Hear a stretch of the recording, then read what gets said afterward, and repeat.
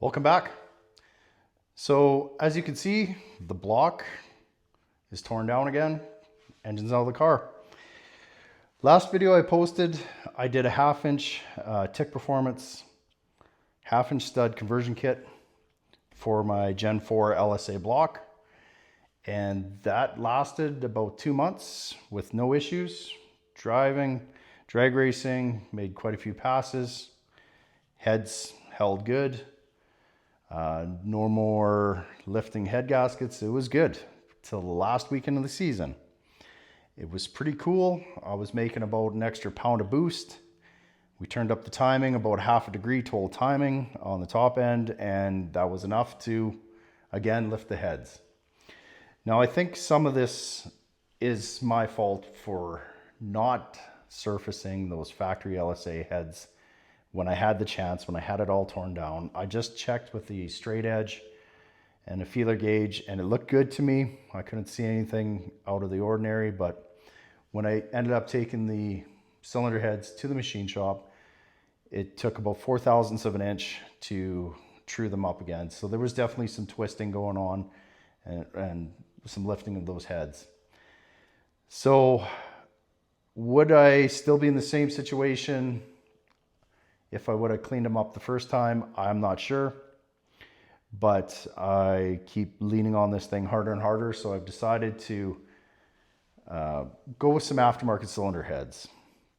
And the cylinder heads that I've gone with are the Frankenstein Boost Monsters, the M311s.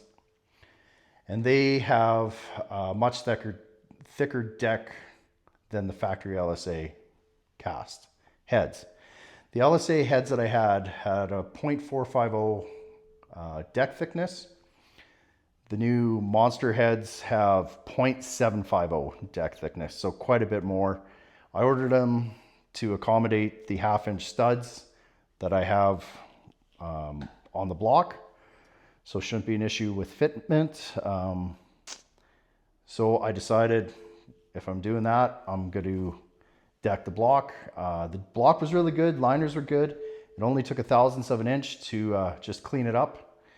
So everything looked really good there. Rods are good. Pistons are good. Crank looks good. The bearings, I had a couple bearings that looked like some trash went through it, but I got all new King Racing bearings for the crank and the rods. And I have a new set of diamond piston rings that I'm going to be fitting to the block right away. So yeah, I'm hoping once I get those heads on, I can measure for some proper pushrod length, because it's probably going to have changed. I was using stock 7.400 length pushrods, but those are more likely going to be different length now with the new cylinder heads. So I'm going to check that out. So I should have everything I need to start working on the short block. So I'm going to clean up the block a little bit here, set up the ring filer, and start file fitting the rings and start reassembling the refreshed short block. So stick around and we'll start working on the rings.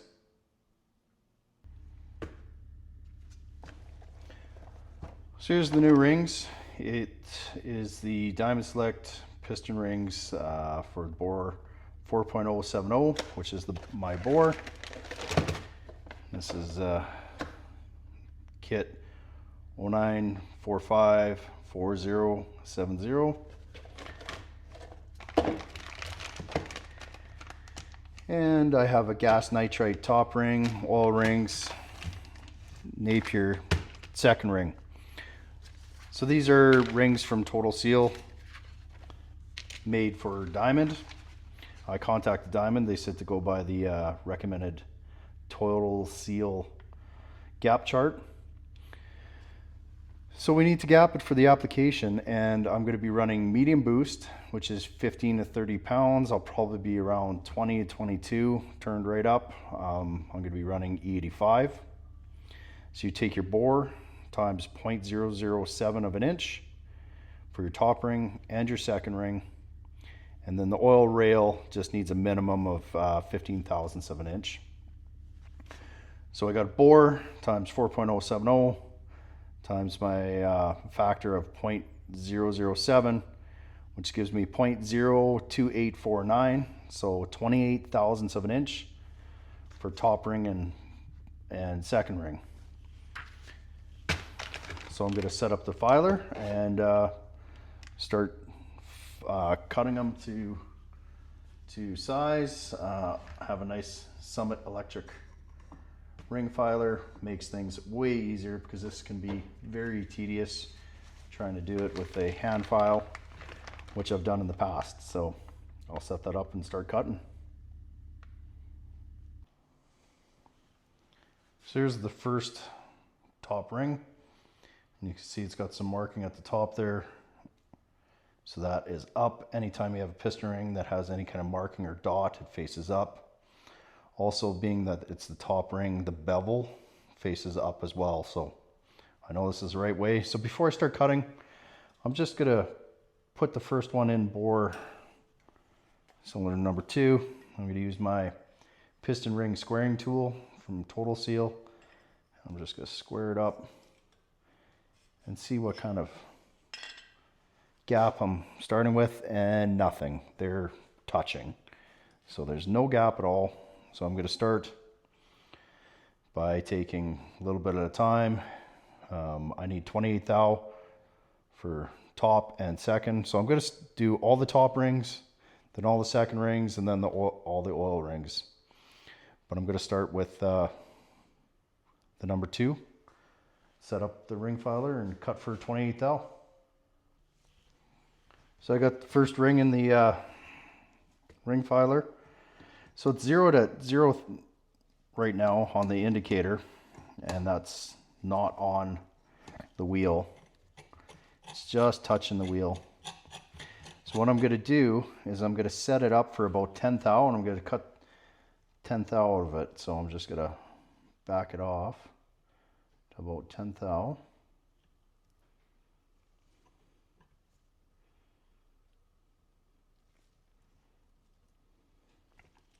Tighten it down, make sure it's nice and flush. So you can see I'm at about 10.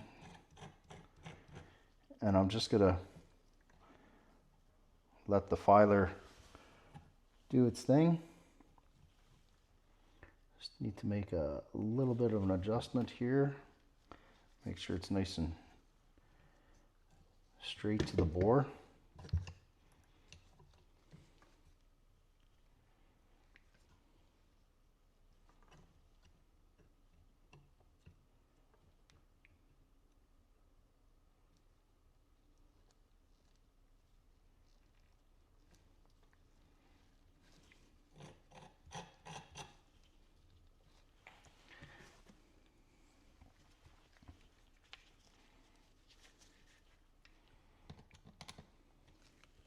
Takes a little bit of time to get it all set up, but once it's set up, it makes it super efficient.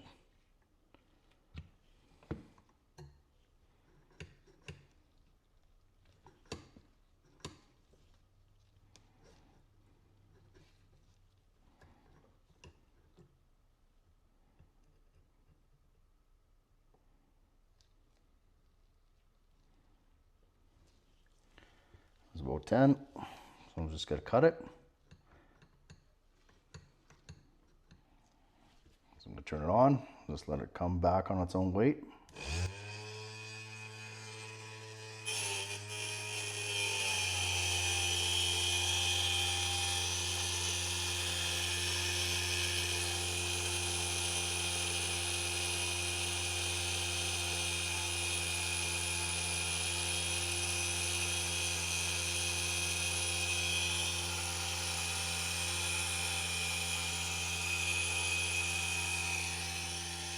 You can see that the dial indicator is starting to move as it's cutting. It's getting down back to its 0 point here in a minute. So I've cut about 6,000 there.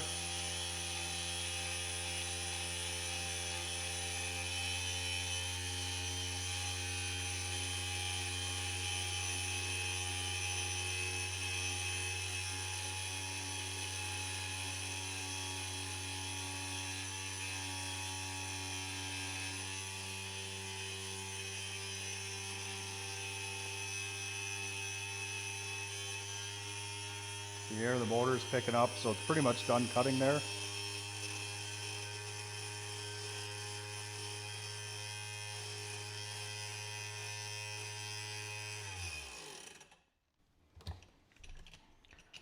I'm gonna take it off, push them together, nice and square, so I know my dies are set up properly.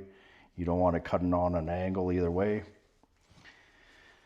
Then you always gotta make sure you deburr, so I got a nice diamond impregnated file here, so always want to make sure you knock off any edges before you stick it back into the bore. Same thing, I'll use the bore squaring tool and see where we're at. Okay, 4 tries later. Perfect, 28 thou. And you can just feel the drag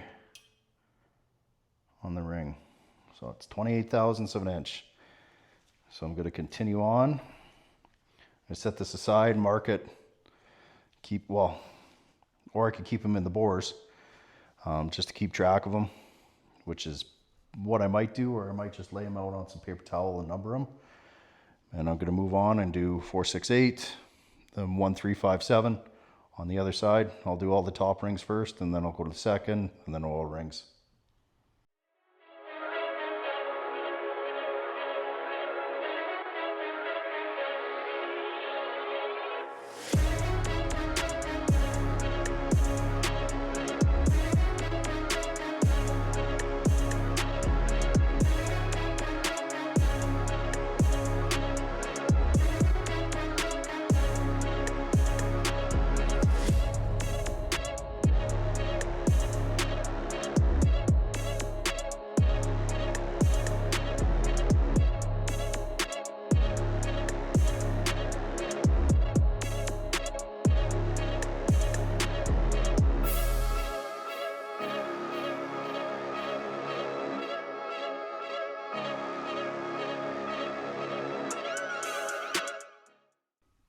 Rings are all gapped. So next step is going to be installing some oil squirters. My LSA had factory oil squirters, but these are K-Tech oil squirters. They accommodate for a longer stroke of crank. Although my engine is not a stroker, it does have power bore sleeves put in, which are longer than the factory sleeves. So the squirter nozzle can contact the skirt of the sleeve of the bore. So I went with these K-Tech ones, which give me a little more clearance. So those are going to go in next with a little Loctite.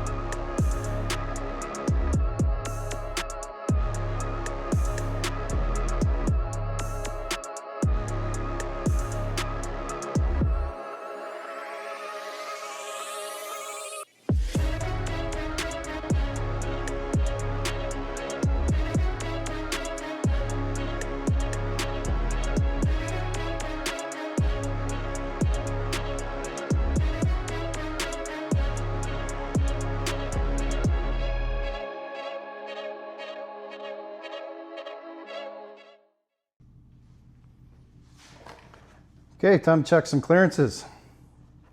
These are my new bearings, rod bearings, the XP coated series, and the main bearings, XP coated series.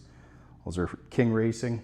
So what I did is I took my micrometer and I set it for my bearing size for the rods, the rod journals. Set it up for the exact size, and then I went and zeroed off the gauge. It's gonna be hard to show, but basically what I did is I zeroed it off right there for the diameter of the journals.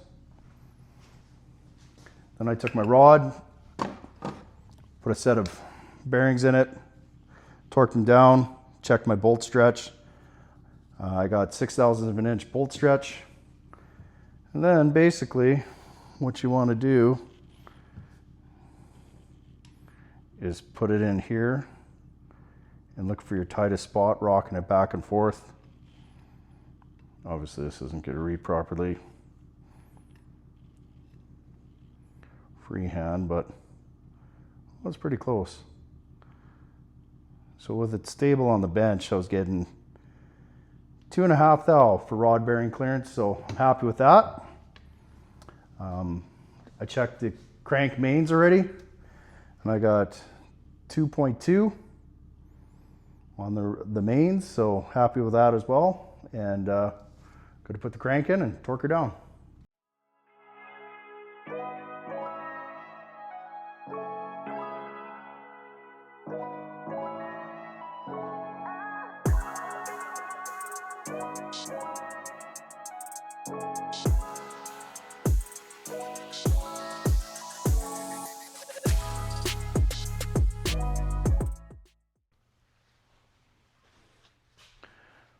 So I'm all done checking my clearances on the crank.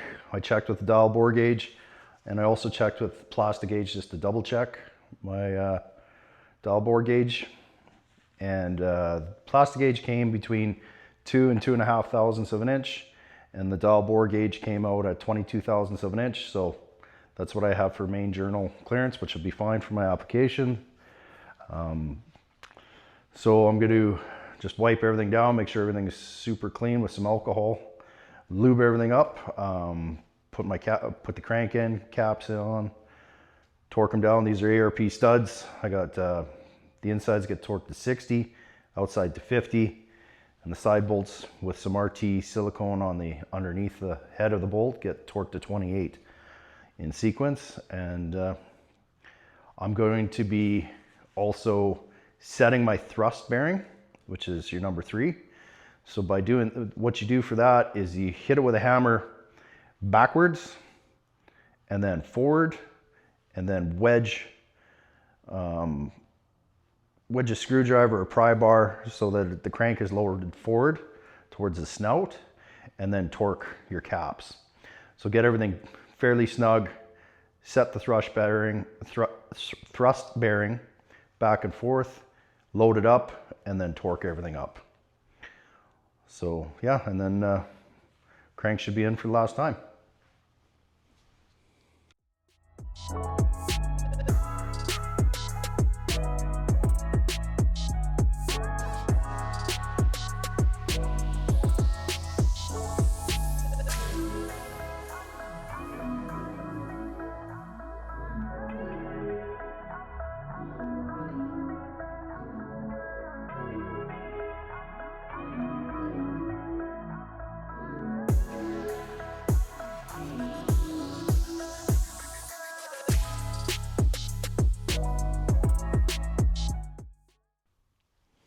I just installed the oil galley plugs at the front of the block there, punched in a new one with some Loctite on it. Put the other thread end plugs in here, coolant plug over there, coolant passage adapter on the block, and I got the dial indicator set up, and I'm just going to check my crank Endplay.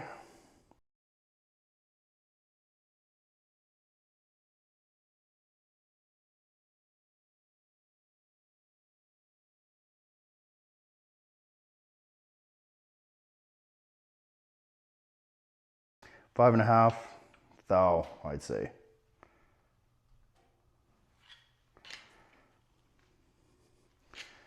So that's acceptable.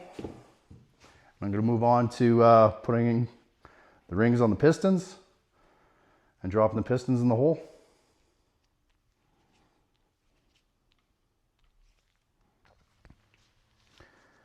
Pistons and rings are all laid out on the bench. Going to put the rings on next. I'm going to start with 2, 4, 6, 8 on the one bank. This is number 2. This is the front of the engine. There's a dot indicating front on the piston itself. So these are my Diamond 10.5 to 1 compression pistons. Molnar Power Outer Plus rods. So pretty beefy units. Trend hardened tool steel wrist pins. They're all been balanced. So what I'm going to do is, as per Total Seal's instructions, I'm going to set my ring clocking by having my top ring gap here, second ring gap here, and then oil expander gap has to be kind of towards the front from here to here. Not super critical. The bottom oil ring gap needs to go here, and then the top oil ring rail gap needs to go here. So I'm going to clock them, and then that would be the same for 2, 4, 6, 8, and obviously just the opposite for 1, 3, 5, 7. So I'm going to clock them, make sure my rod's nice and wiped down clean, put my bearings in, and start installing them in the block.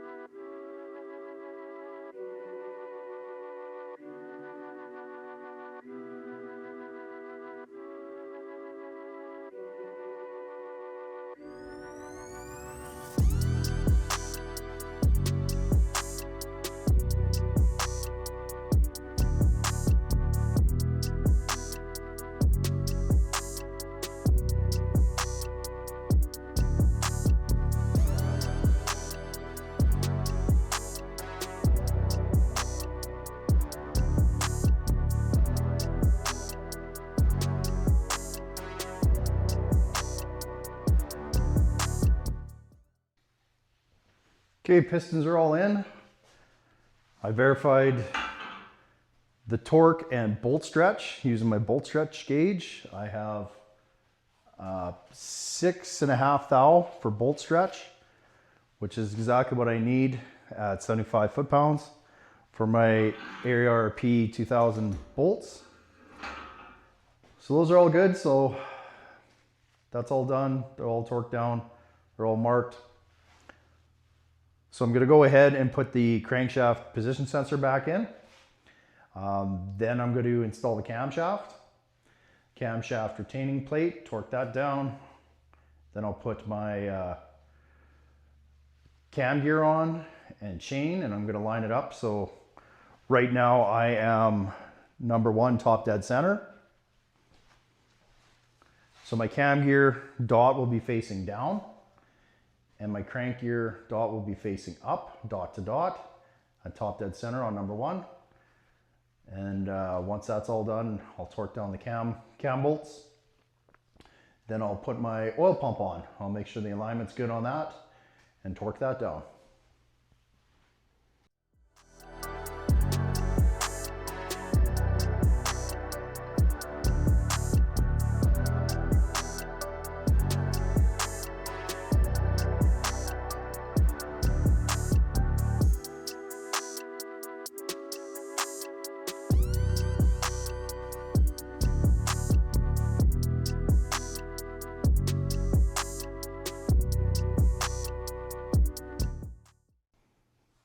Next up is the oil deflector plate.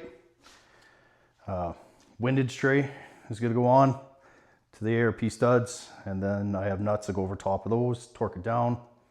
Oil pickup tube will go in. Just one of the things I found on the teardown was these. These are the factory LSA squirters that broke off because I bent them for clearance for the sleeves, which I shouldn't have because it weakened them. And under load and vibration, they broke off and ended up in my oil pump pickup, sitting right inside.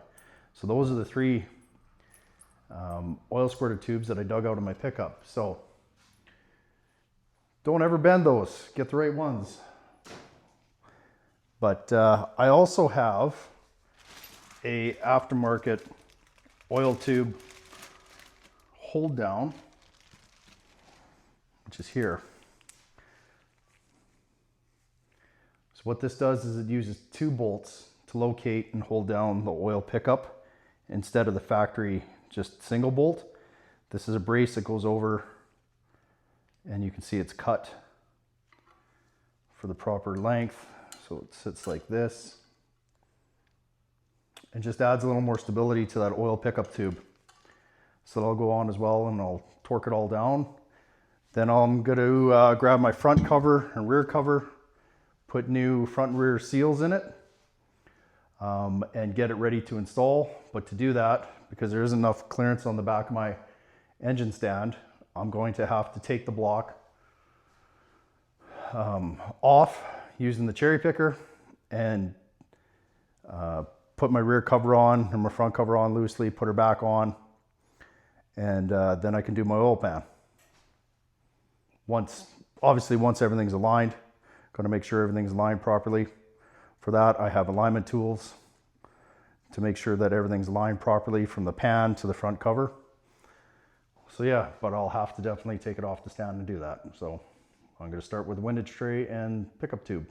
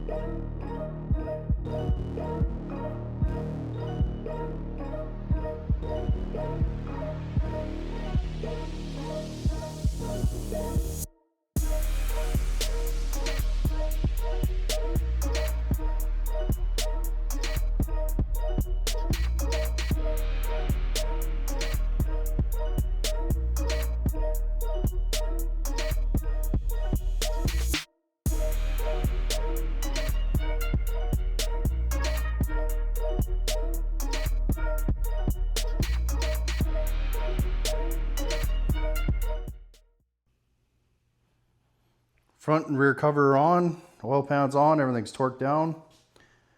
Got my new lifter trays, so I'm going to reload my Johnson 2110R lifters and put them in the bore. Then I'm going to put my 1/2-inch ARP head studs back in with a set of Kinetic Extreme MLX 5-layer gaskets. So hopefully that'll help a little bit.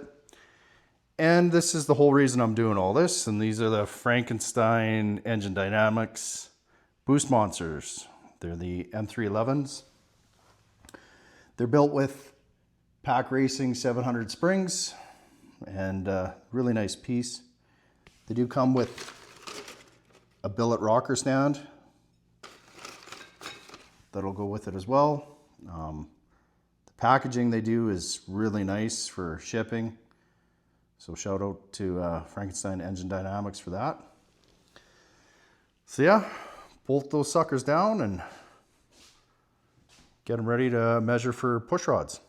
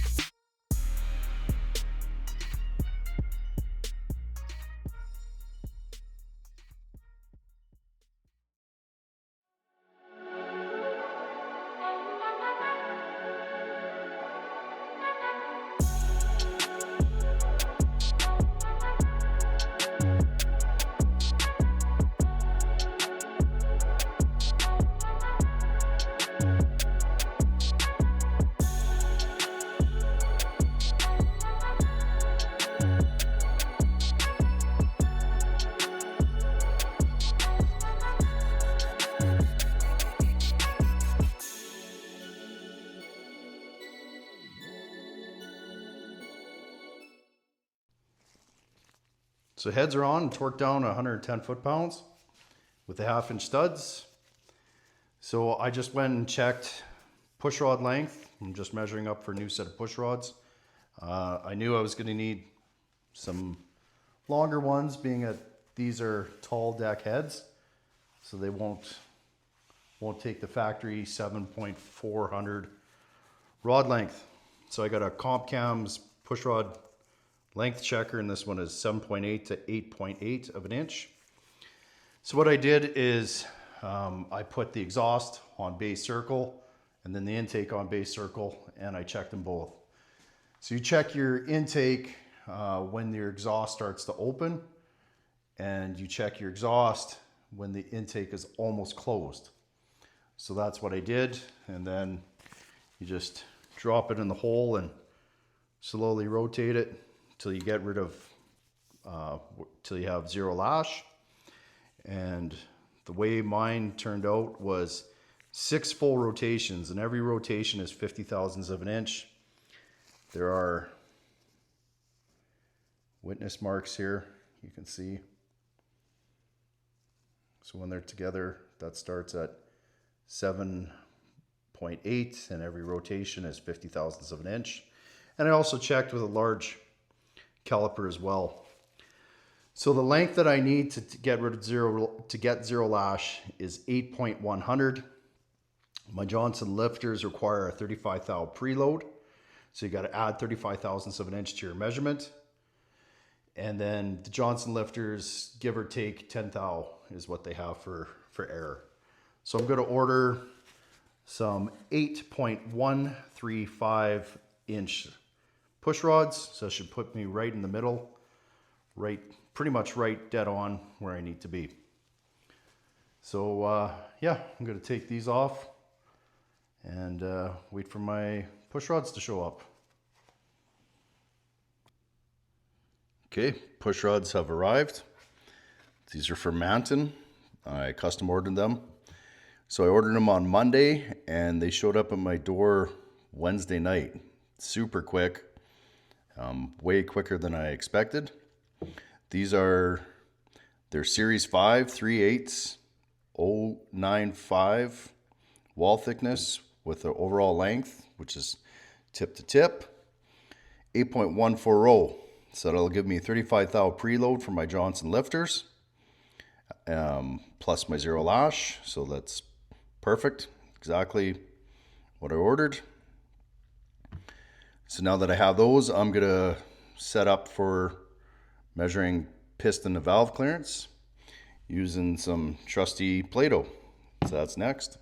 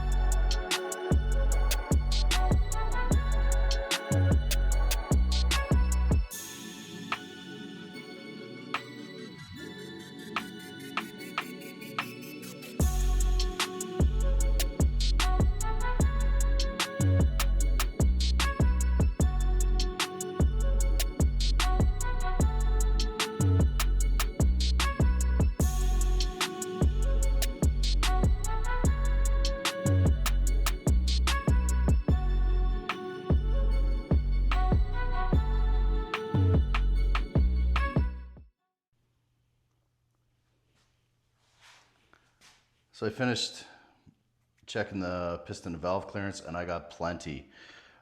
Intake, I'm getting around 330, and same with the exhaust, 330 thousandths of an inch. You need a minimum of 100 thou. Is kind of the general rule for intake. This is, and it'll probably, as everything warms up and expands, the clearance will probably actually increase. But cold, you want 100 thou kind of minimum for your intake, and I got 330. I'm guessing the extra clearance compared to last setup is that these are 11 degree heads and not the standard 23 degree heads. The Boost Monsters are 11 degree valve angle, so more of a vertical to the piston angle, so less on, I guess, less deviated from vertical. So it should give you more valve angle for your interference. So yeah, I just used my digital calipers and I measured the thickness of the Play-Doh on both. I knew I was going to be okay, but I just wanted to check on my own just to double check things. And yeah, so it was worth the $1.50 I paid for the Play-Doh. So that's pretty cool. 330 thou on the intake and the exhaust, almost identical. So good to go.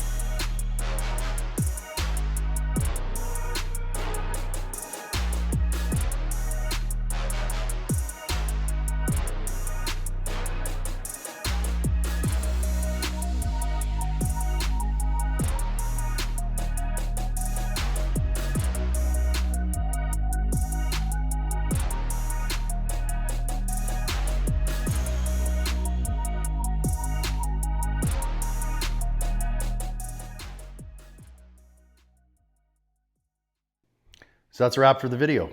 Everything went really well. The bottom end's completely refreshed with new bearings and rings. The new Boost Monster heads are installed with the longer push rods. Everything fits perfectly. Everything assembled really good. All new gaskets, seals on the engine, and she's almost ready to put in. I still need to upgrade my fuel system before I put the motor in. Just for running the lines, it's just going to be way easier to do without the engine taking up any space in the engine bay, running the new Dash 8 lines.